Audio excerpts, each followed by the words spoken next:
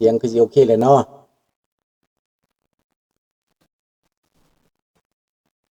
สบายดี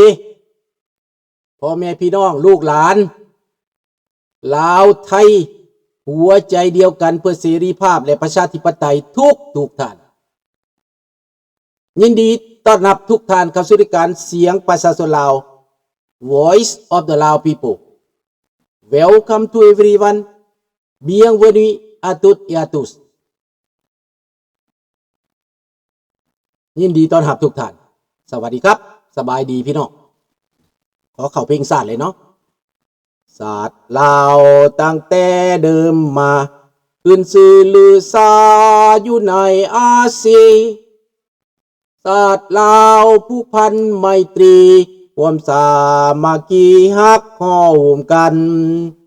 หักศาสตร์หักปฏิเทาหักเจ้าปกกิจกีสาผู้มักความศาสนาแต่บูหันมาฮักษาดินแดนบ่ให้สัตว์ใดมาล้วนหาวีลบกวนหยาดแย่งสิ่งเอาไพ่ขึ้นเขามารู้วุ่นวายสู่จนตัวตายต้านทานศัตรูสวยเสือจูเลือดเนื้อเสื้อเผาพื้นผู้กูเอาบรรเทาถูกกันเอาต่อเพลงเลยเนาะเอาต่อเพลง2เลยเนาะเอาสบายดีพวกเขามาไว้ทุกท่านเนาะอันคำว่าสัตว์คนเฮาถูกคนก็หูมีเสือมีควายเป็นหมู่บางตัวก็หูแสนดีเหลือล้น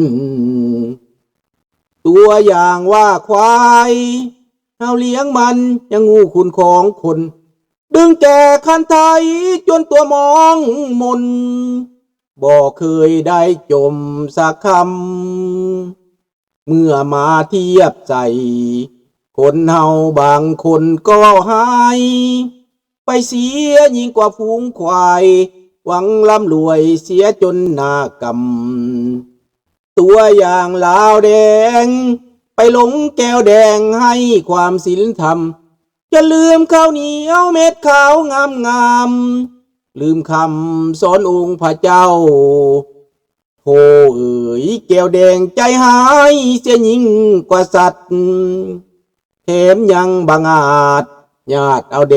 นดินดอนของลาว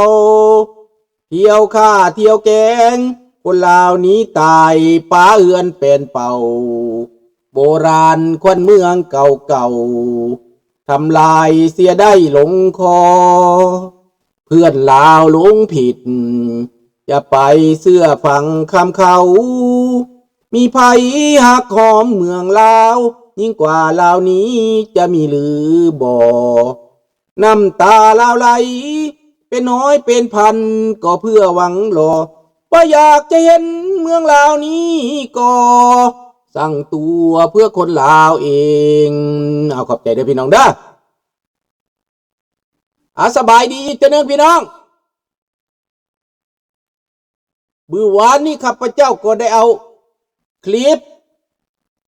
กับเสียงกับภาพเคลื่อนไหวมาออกเพื่อให้ลูกหลานเห็นขอบใจวันทิงทูโนที่ได้ประกอบภาพให้เนาะกับคำเว้าของข้าพเจ้าหลานวันทิงทูโนเพิ่นมีเวลาและเพิ่นเป็นเสียสร้างภาพตัดวิดีโอซอยเนาะเฮ็ดเวียกมันมีทีมงานน้อยหนึ่งก็ดีมันจะได้คุณภาพขอบใจหลายๆได้เฮ็ดให้พ่อแม่พี่น้องสนใจและเข้าใจมาเบิงเอาลงมื้อคืนนี่ประมาณตอนเที่ยงคืนมาฮอดตอนนี้คนเริ่มเบิง1,000 กว่าแล้ว1,000 กว่าเที่ยวแล้วถือว่าให้ความสนใจถือว่าภาพประกอบนั้นเป็นภาพและเป็นเสียงประกอบที่ข้าพเจ้าเว้าไปนั้นจะเพิ่มให้ความเข้าใจและเห็นกับตาเห็นทั้งรูปเห็นทั้งภาพถึงจะบ่ตรงหมดทุกอันแต่อย่างน้อยก็ได้เห็นหลักฐานบ่แม่นเว้าแต่ปากเปล่าเห็นหลักฐานขอให้พวกท่านใช้วิดีโอนี้ขยายต่อไปให้หลายคนได้เห็นให้หลายคนได้เข้าใจมันจะช่วยเพิ่มความเข้าใจ มันจะเห็นหน้าตาของคนลาวมันจะเห็นวัยรุ่นหญิงสาวที่ต้องการสันติภาพต้องการความสงบสุขต้องการประชาธิปไตยต้องการความถูกต้องปรองดองต้องการความยุติธรรมสบายดีทัดคำเพยสบายดีมานี่แหละภาพรูปการเคลื่อนไหวพวกนักศึกษาที่เรียกห้องสันติภาพเรียกห้องประชาธิปไตยกลับกลายไปเป็นได้ลัทธิคอมมิวนิสต์อยากได้คนดีพันได้คนสัวอยากได้ผู้ปกครองพันได้จูนก็เหมือนนักกบเลือกนายคือสมัยก่อนตกเป็นทาสเขาตกเป็นเครื่องมือเขาดังนายคำห้อยหัวหน้าประท้วงเดี๋ยวนี้ก็อยู่สวรรณเขตหรืออยู่ทางใต้นี่แหละหัวหน้าประท้วงใหญ่เดี๋ยวนี้มิดปานหมามิดปานแปดอัดปากล่มประเทศตัวเองทำลายคนตัวเองทำลายขบวนการทำลายอนาคตแล้วมานั่งปากปู้อยู่ขึ้นหมาข้าพเจ้าจะบอกอ้อมค้อมในเรื่องนี้พวก21องค์การเป็นผู้รับผิดชอบเรื่องการทำลายม่างผีเคลื่อนไหวดำเงินเล็กๆน้อยๆเคลื่อนไหวด้วยการยุยงปุ๊กปั่นพี่น้องนี่แหละนายห้อยกับบ่ได้เป็นแต่สื่อคำห้อยเป็นเครื่องมือเขายังมีเพื่อนของไอ้ท่านคำห้อยอีกคนหนึ่งรุ่นไอ้ข้าพเจ้านี่แหละอยู่เมืองฝรั่งเศสไอ้สังใจเด้อไอ้สังใจเจ้าคิดบังเด้อเจ้าว่าเจ้าเคลื่อนไหวทำไมก่อนบ่ผิดว่าซั่นบ่ผิดบ่มีความผิดพลาดว่าซั่นคันบ่มีความผิดพลาดเป็นยังได้ระบอบเผด็จการมาอยู่ล่ะเป็นยังได้เจกได้จีนเข้ามาครอบครองประเทศล่ะ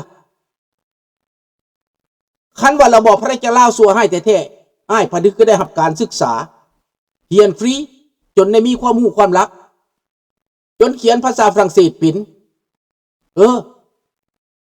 คันว่าระบอบพระราชลาวบุดีนะเปรียบเทียบกันเบิ่งคนสมัยก่อนมีสิทธิ์ประท้วงมีสิทธิ์เว้ามีสิทธิ์ออกความคิดความเห็น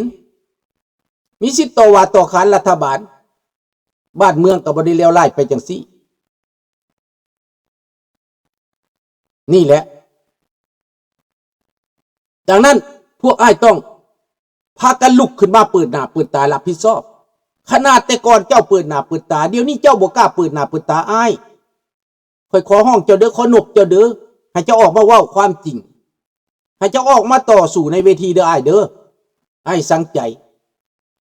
เจ้าอย่าเงียบอยู่ในเมืองฝรั่งนะจักหน่อยเฮาก็พากันตายไปเบิดดอก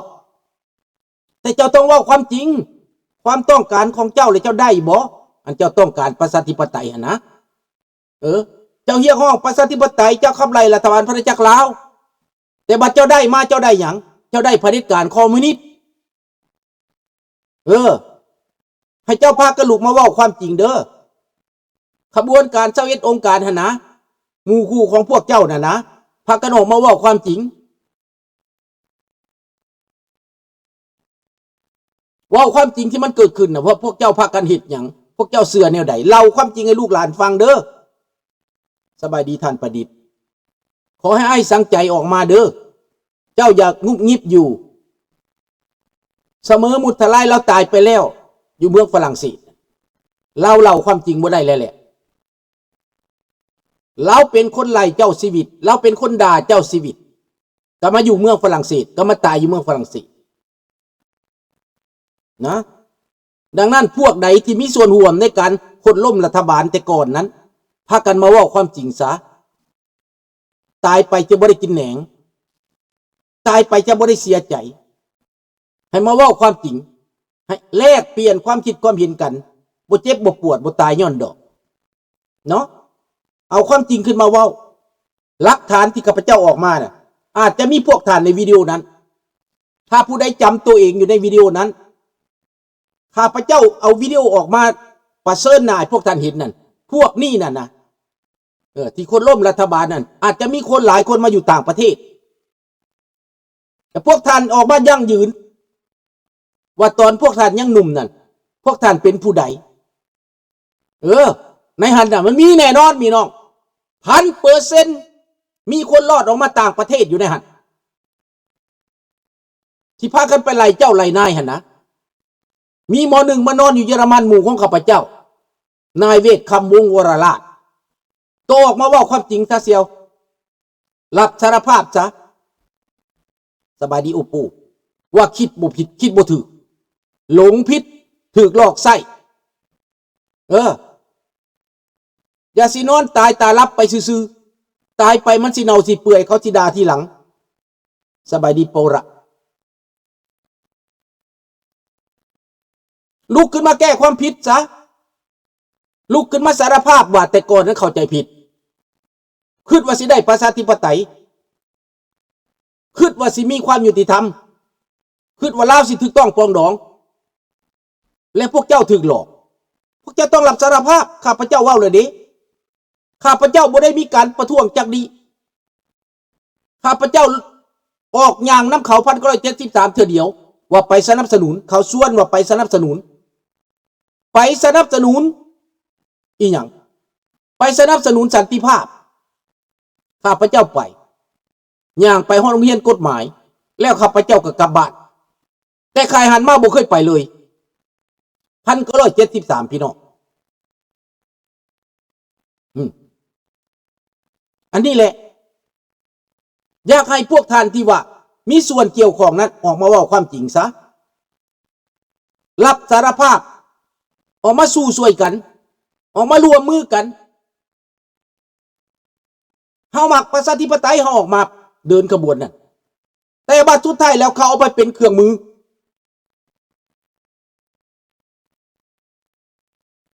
คนล่าหลอกได้ง่ายแม่นบ่เท่าที่ฟังมาหลายไปฝ่ายเว้าแม่นนี่แหละอยากให้พวกท่านน่ะกล้าเว้ากล้าว่าแต่สมัยก่อนนี่พวกท่านคือบ่เห็นญาณออกมาประท้วงเฮียห้องเอาพวกคอมมิวนิสต์เข้ามาแล้วพวกท่านบ่เห็นญาณบาดพวกคอมมิวนิสต์เฮ็ดบ่ดีบาดพวกท่านคอมมิวนิสต์ขายชาติพวกท่านพากันปิดปากอยู่อันนี้มันน่าสมเพชเวทนาใด